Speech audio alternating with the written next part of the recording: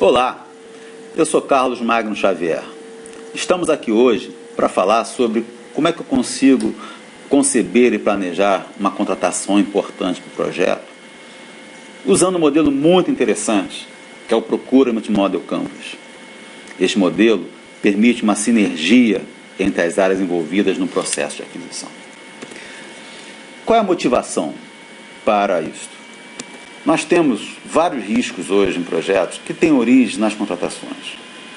Nós temos atrasos no cronogramas, nós temos às vezes até prejuízos para o negócio da organização, em função até da má qualidade daquilo que está sendo desenvolvido. Agora, várias causas podem motivar isso. Porém, eu acredito que a falha na concepção, lá no início, daquela aquisição, é muito relevante em relação ao sucesso ou fracasso. Isso é agravado porque não existe muita sinergia entre as áreas. É como se fosse um pipeline, ou seja, uma linha de produção. Alguém especifica, manda para o setor de compras, que solicita proposta, depois vai ter análise, tem um jurídico, ou seja, as coisas ocorrem e muitas vezes simplesmente através de um sistema, por exemplo, um sistema de gestão da organização. Isso faz com que a comunicação seja muito pobre dessa ida ao mercado. Qual é a minha proposta? Usar um modelo colaborativo, o Procurement Model Canvas, em que numa dinâmica de 1 a 2 horas, você vai conseguir não somente ter uma qualidade maior dessa ida ao mercado, mas também vai obter um maior comprometimento dessas áreas, porque elas lá do início já participaram desse processo e vão entender melhor a necessidade de ter uma boa participação. Qual vai ser a nossa agenda? Nós vamos falar uma breve introdução em que eu vou mostrar uma estatística importante para vocês da necessidade de tratar o gerenciamento de aquisições de forma integrada com as outras áreas de conhecimento. E depois vamos falar sobre o modelo. Vamos direto ao assunto. Primeiro, precisamos falar o que é sucesso de uma contratação. Você contratou um treinamento para a sua empresa. Ao final do treinamento, os alunos fizeram uma avaliação e apontaram 9,5 numa escala de 0 a 10. Foi um sucesso esse treinamento? No primeiro momento, podemos pensar, poxa, qualidade excelente, foi entregue dentro do escopo. Aliás, cumprimos o orçamento e foi dentro do prazo. Quando a gente fala isso, nós estamos falando do sucesso em relação à gestão daquela aquisição, da forma como o fornecedor entregou aquilo dali. Agora, por que se pensou nesse treinamento? Será que é porque tinha ociosidade de pessoas? Será que estava sobrando dinheiro? Não. Normalmente tem uma demanda, por exemplo, um problema, uma oportunidade. Isso fez com que a organização fosse ao mercado buscar uma contratação. Então, sucesso de uma contratação tem a ver com o alcance dos objetivos para os quais aquela contratação foi efetuada. Por isso que a primeira coisa que eu tenho que fazer na concepção de uma aquisição é: por que se pensou nela? Qual foi o problema? Qual foi a oportunidade?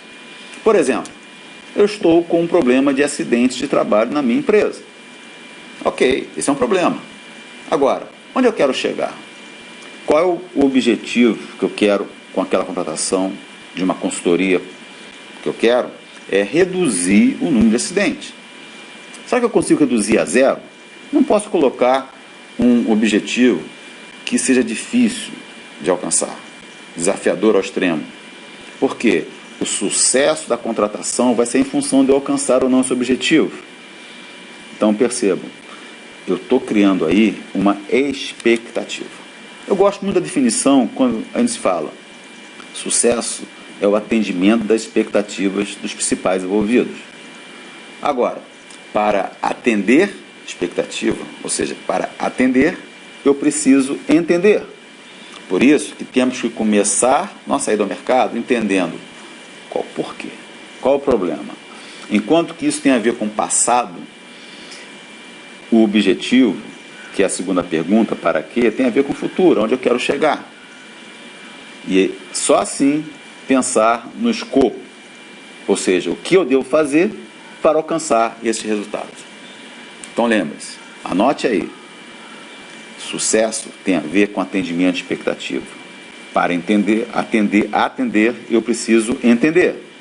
Então eu tenho que começar o processo entendendo quais são as expectativas em relação àquela contratação. Esse slide apresenta uma estatística de uma pesquisa que ela é feita no Brasil desde 2003. Antigamente se chamava Estudo de Benchmarking e Gerenciamento de Projetos. E agora, pmsurvey.org. Aliás, esse é até o endereço do site, que eu convido que você dê uma olhada, que tem informações muito relevantes. Nessa pergunta, a pesquisa quer saber quais são as áreas na metodologia que a organização utiliza para gerenciar projetos que são mais consideráveis. E prazo, escopo, custo de comunicação, como você pode ver, são as 4 primeiras. E onde é que está aquisições? Está lá embaixo. Será que aquisições não é importante de ser gerenciado?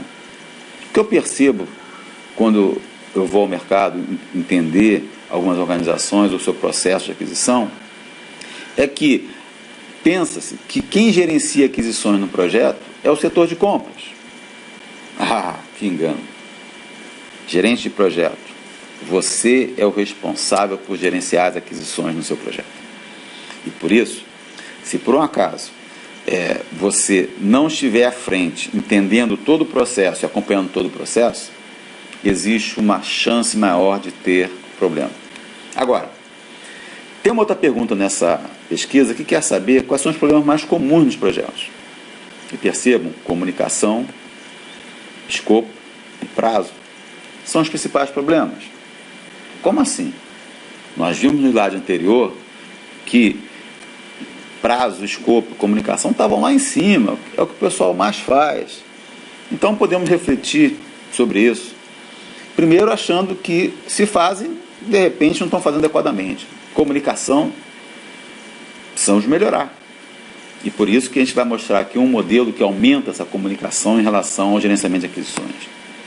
Além disso, o escopo não definido, não cumprimento de prazo, pode ser em função do plano de comunicação. O não cumprimento de prazo pode ser em função de um risco não avaliado corretamente, ou até mesmo de um item que está lá embaixo, que é problema com o fornecedor. O que eu estou querendo dizer com isso? Que quando formos gerenciar um projeto, nós temos que atuar nas 10 áreas de conhecimento. Não adianta eu só atuar em gerenciamento de aquisições para achar que eu vou ter sucesso nas aquisições. Somente atuar no gerenciamento de prazo para achar que eu vou cumprir o tempo do meu projeto. Então, esse slide mostra a importância de eu entender a interface de todas as áreas de conhecimento do guia PMBOK, do PMI, em relação ao gerenciamento de aquisições. Escopo. O que eu quero que seja entregue?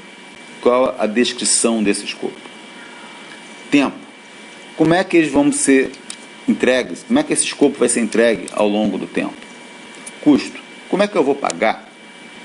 Risco. Quais são os riscos? Aliás, esse tema merece até uma outra apresentação, uma outra palestra que eu prometo fazer mais adiante.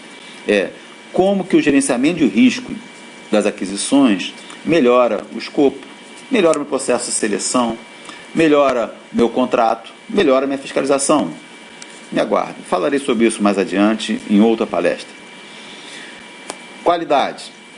Qual é a qualidade que eu preciso? Só lembrando que qualidade tem a ver com planejamento da qualidade, garantia da qualidade e controle da qualidade. Então, como é que eu vou executar essa gestão através do meu contrato? Recursos humanos. Qual a qualificação das pessoas que eu quero que trabalhem naquele projeto? Quais são as questões de confidencialidade? Questões, inclusive, de saúde, questões de segurança dessas pessoas. Stakeholders. Sabe quanto custa um dia de atraso de Belo Monte? 9 milhões, cerca de 9 milhões de reais. E muitas vezes a paralisação de um dia, que aí eu estou computando não somente mais um dia mobilizado daquela conjunto de pessoas lá na obra, mas estou computando também menos um dia em que você está gerando energia, está vendendo energia. Então, quando, por exemplo, os funcionários lá do consórcio construtor faz uma greve e interrompe um dia de trabalho, 9 milhões de reais. Isso quer dizer o seguinte, que no meu contrato com quem está fazendo o trabalho, eu preciso colocar algo que diminua a chance de ter problemas em relação aos stakeholders. Por exemplo, eu estou falando das pessoas que moram próximo à obra, estou falando, inclusive, dos funcionários das construtoras. Desculpa. Comunicação. A comunicação, ela também precisa ser definida no contrato. Que tipo de reuniões, de relatórios eu vou fazer? Qual o idioma que eu vou utilizar naquele relacionamento com o meu fornecedor? E, finalmente, integração. Integração, ela tem dois aspectos que eu gosto de citar. O primeiro tem a ver com o sistema integrado de mudança. É importante que fique definido em contrato quem pode pedir mudança, né? Ter avaliação daquela mudança e quem aprova ou não aquela mudança. E o segundo aspecto que eu gostaria de ressaltar é em relação à interface entre subcontratados. Digamos que você contratou 3 empresas para fazer uma obra. As empresas, por exemplo, elas precisam trocar informações. Por exemplo, o pessoal do ar-condicionado tem que tratar informações com o pessoal da parte elétrica. Além disso, eu tenho que gerenciar a interdependência entre as tarefas. Então, a integração está preocupada muito com essa interface entre fornecedores e também com a interdependência entre tarefas. Ou seja, ao gerenciar aquisições, eu tenho que tratá-la com as 10 áreas de conhecimento e não somente olhando para aquisições. Sem dúvida que eu preciso dar ênfase, dependendo daí do mercado, a mais uma área do que outra. E para isso eu vou usar Pareto, né? Regra 80-20. O princípio de Pareto diz 20% das causas são responsáveis por 80% das consequências. Isso quer dizer que eu tenho que focar nesses 20% para garantir 80% de sucesso. Perceba aí uma oportunidade de você priorizar. Então, em cada contrato, cada do mercado, você tem que entender, vem cá, o que é mais importante? É custo, porque eu estou com um dinheiro muito limitado? É prazo, porque eu tenho, por exemplo, uma Olimpíada aí pela frente? Será que é qualidade, porque a minha empresa prima pela qualidade, é o item mais importante? Então, nesses slides, eu estou ressaltando, devemos levar em consideração as 10 áreas de conhecimento e, claro, temos que priorizar dependendo daí do mercado. Bem, quando eu vou ao mercado, eu quero selecionar a proposta mais vantajosa. A gente sabe que 90% das idas ao mercado são feitas pelo menor preço. Ou isso é ruim? Não necessariamente. Mas o que nós precisamos fazer? Por quê? Quando eu quero contratar o menor preço, teoricamente eu gostaria de ter também a maior qualidade possível, o menor prazo, o maior escopo e correr menos riscos. Só que esse é um problema. Por quê? Esses objetivos são conflitantes. Então, eu preciso definir qual é a qualidade mínima que eu quero, qual é o prazo máximo, qual é o escopo que eu quero, quais os riscos que eu não quero correr e, com isso, definir o menor preço. Agora, eu poderia selecionar uma empresa em função também da qualidade. É por isso que mais adiante nós vamos falar que é possível, quando eu for definir critérios de avaliação de fornecedores, que use somente preço, mas também somente técnica, ou uma combinação de técnica e preço. Isso vai determinar quais são os nossos critérios de avaliação de propostas. Então, meu objetivo a atingir é a proposta mais vantajosa, não necessariamente a mais barata. Muito bem, feita essa introdução, vamos falar diretamente agora sobre o modelo. Esse modelo, ele é baseado num Canvas. Canvas quer dizer quadro, em que em uma folha, a gente usa normalmente uma folha A0 e utilizamos post-its para preencher cada um dos quadros, nós vamos estabelecendo quais são os itens importantes daquela lei do mercado. Como eu já falei no início da palestra, é importante que você reúna pessoas de áreas envolvidas nessa lei do mercado. Então, por exemplo, o cliente que solicitou aquele item ou aquele serviço, o setor de compras, o jurídico, às vezes até o financeiro, às vezes até quem vai utilizar aquilo na organização, e começar criando este modelo. Nós vamos falar de cada um desses campos e vamos usar para isso este exemplo, que é uma passarela provisória para uma rodovia. Então, só contextualizando o cenário, digamos que uma rodovia que tem lá uma concessão, a concessionária, ela teve um problema porque passou lá um caminhão e derrubou, uma carreta e derrubou a passarela. E é preciso restabelecer. Então, por isso, vamos fazer um canvas para gerar essa saída do mercado. Quem foi o solicitante foi o diretor da empresa. Vamos falar agora de cada um desses campos. A sugestão, durante a dinâmica, é que vocês utilizem esse passo a passo que eu vou estar colocando dos campos a partir de agora.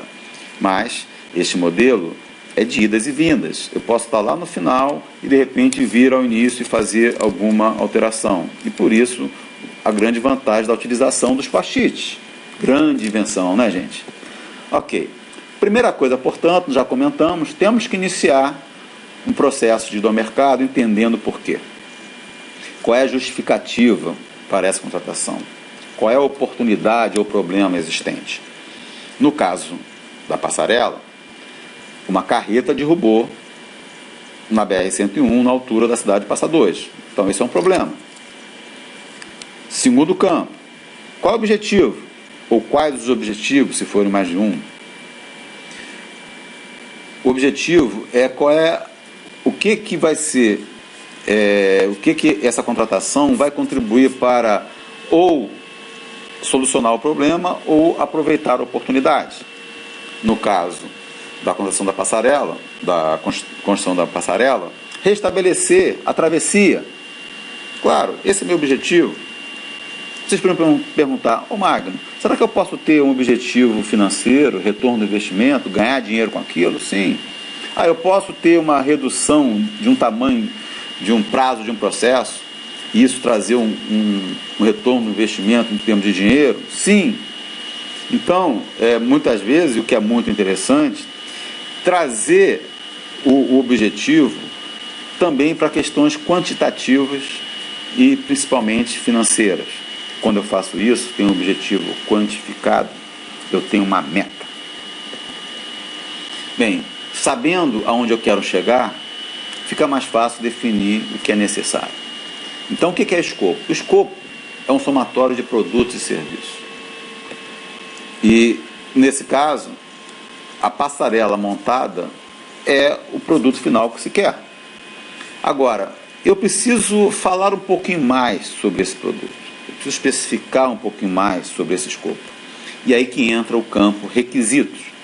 Requisitos são expectativas, necessidades dos envolvidos em relação àquele escopo que vai ser entregue. Por exemplo, no caso da passarela, ela tem que atender às normas, tem que ter capacidade para 2 toneladas, altura mínima de 4 metros, acabamento e qualidade, utilização das estruturas de apoio existentes, ou seja, requisitos. Eu estou detalhando um pouco mais, especificando um pouco mais as entregas que vão ser feitas naquela contratação. Envolvidos, stakeholders, né? Alguns me perguntam se stakeholder é segurador de bife. Não, gente, não é isso não. Stakeholders são as pessoas, grupos, organizações interessadas, afetadas, impactadas pelo projeto.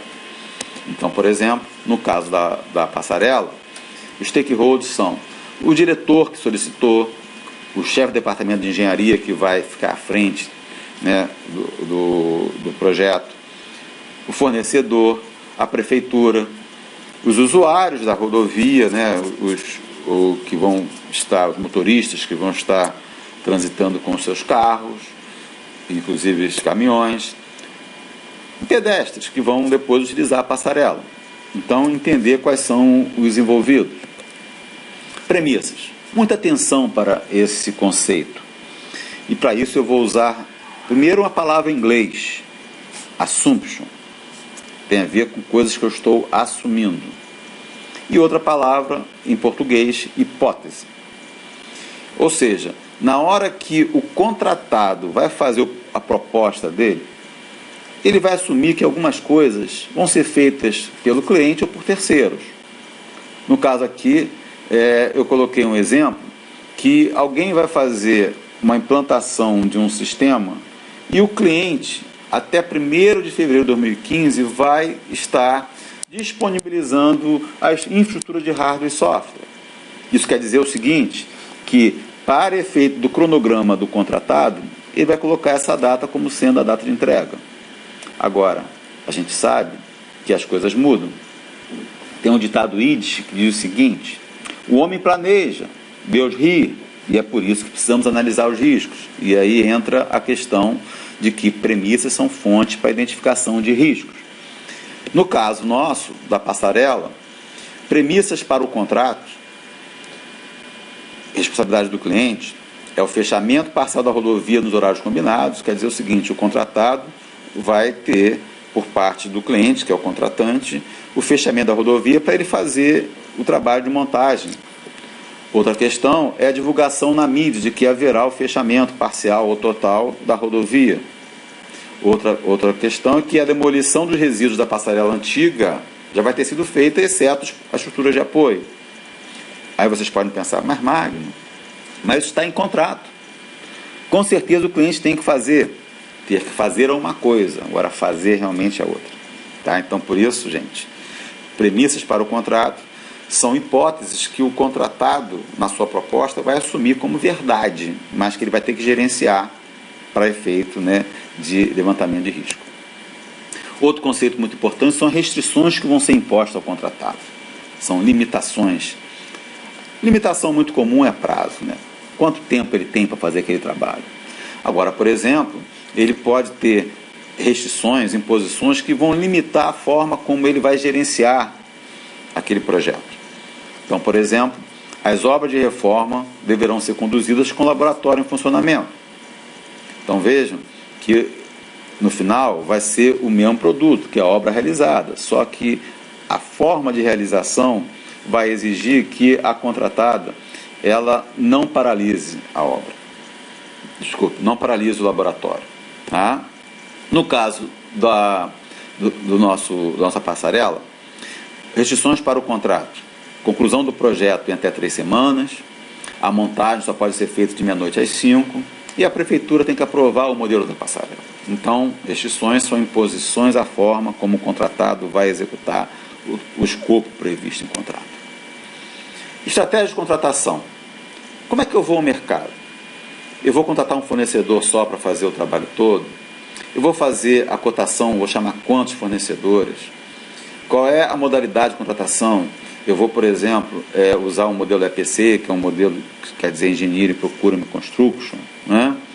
Tipo de contrato. Eu vou usar o contrato de preço fixo, preço unitário, custo reembolsável, ou seja, qual vai ser a forma de remuneração? Então, para isso, no caso da contratação da passarela, nós vamos definir que vai ser um preço fixo pelo trabalho e a contrata é responsável pelo EPC. EPC, Engineering, Procurement, Construction. É um termo originado na década de 80 nos Estados Unidos, em que o governo americano transferiu para o fornecedor em que ele fizesse a engenharia, ele fizesse as contratações e construísse, de forma a transferir o risco do resultado final. Termo semelhante foi criado na Inglaterra, é um termo anglo-saxão, que é o turnkey. Né? Bem, esse assunto também para outra palestra. Outro campo são os riscos. Riscos são eventos incertos, ou seja, se ocorrer, vai ter um impacto negativo ou positivo naquele projeto. Se eu estou falando de que eu estou contratando algo, os riscos, a gente pode pensar no risco chuva, né? A paralisação da obra em função da chuva. Outro risco que a gente pode pensar é greve de funcionários, falência da empresa contratada. O que acontece? Esses riscos, eles têm que ser identificados e o pessoal envolvido que está montando aí do mercado tem que definir quem vai ficar com esse risco, com a resposta ao risco. Por exemplo, de um atraso de uma licença ambiental. Então, qual a ideia? Eu identificar os riscos e depois definir, vem cá, quem vai ser o responsável por responder a esses riscos. Então, exemplos, paralisação das atividades do contrato devido à greve de funcionários, não comparecimento dos funcionários aos treinamentos e palestras devido à resistência do diretor de produção, falência do contratado, ou seja, riscos são eventos incertos. Agora, esses riscos, a ideia aqui nesse campo não é responder aos riscos, né? É simplesmente fazer uma lista, um brainstorm de riscos mais importantes para depois serem tratados. No caso da passarela, tem um risco na entrega por parte do contratado, acidente durante a utilização da passarela, prefeitura não aceitar o modelo da passarela provisória. Então, esses riscos vão ser listados simplesmente para depois serem avaliados e respondidos. Outro campo tem a ver, aliás, são 3 campos agora que eu vou falar, né?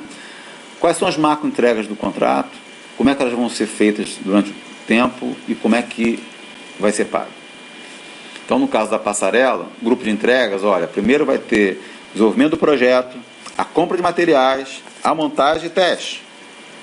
Bem, como vai ser isso na linha do tempo? O projeto vai demorar uma semana, a compra de materiais uma semana, a montagem uma semana e o teste no final dessa terceira semana. Percebam que, nesse caso, na linha do tempo, as entregas estão sendo desenvolvidas de forma sequencial. Mas nem sempre é necessário, eu posso ter paralelismo, né? Lembrem-se disso. E, finalmente, o orçamento, né? Quanto está previsto para aquela contratação e como é que eu vou pagar? Nesse caso, tudo definindo que 30% vai ser no sinal e o restante ao término do trabalho. É claro que eu posso usar medições, eu posso fazer pagamentos somente ao final, ou seja, vamos definir aí como vai ser feito o pagamento daquele contrato. Possíveis fornecedores, alguns chamam de vendor list, né? Quem é que eu vou convidar a participar daquele processo? No caso da passarela, listei aí 3 possíveis fornecedores que serão convidados. Critérios para seleção do fornecedor.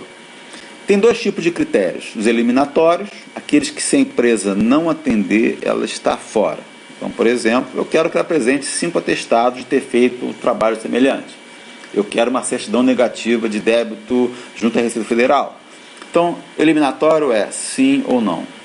Não atendeu, está fora. Eu quero que ela tenha uma ISO 9000. Agora, classificatório é como eu vou julgar as propostas. Já falei que é muito comum ser feito pelo menor preço. Mas também é possível usar melhor técnica e preço. Tá? Então, critérios obrigatórios, a experiência da equipe e a experiência da empresa na montagem de passarelas. Critérios diferenciais. Eu coloquei preço, mas digamos que eu tivesse colocado técnico, ele estaria ali quais questões técnicas seriam utilizadas como diferenciais. Sem dúvida que para falar sobre técnica e preço, melhor técnica, tem que ter um modelo. Isso também tem que ser alvo de uma palestra específica, né? Bem, gente, com isso, nós fomos a par e passo montando esse Canvas, o Procurement Model Canvas. De forma que, ao final, nós temos já uma ida ao mercado concebida, necessitando agora, claro, fazer um planejamento mais detalhado dessa vida. Mas, gente, a comunicação é sensacional quando eu uso esse modelo. A interação, a assertividade com que as pessoas participam, e olha que eu já conduzi vários, tanto em sala de aula como em cliente, várias dinâmicas dessas, nós percebemos como fica mais rica essa ida ao mercado. Bem, gente, muito obrigado por ter assistido essa palestra. E eu coloco aí à disposição o meu e-mail, magno@bioware.com.br. Inclusive, eu estou no LinkedIn, se você não faz parte da minha rede, quiser fazer parte, mande um convite para mim, será um prazer estarmos juntos na mesma rede. Se você tiver alguma dúvida, quiser algum esclarecimento adicional, por favor, entre em contato. Tá? Muito obrigado e até a próxima. Aqui está o meu currículo, né, para caso você queira divulgar aí para a sua organização.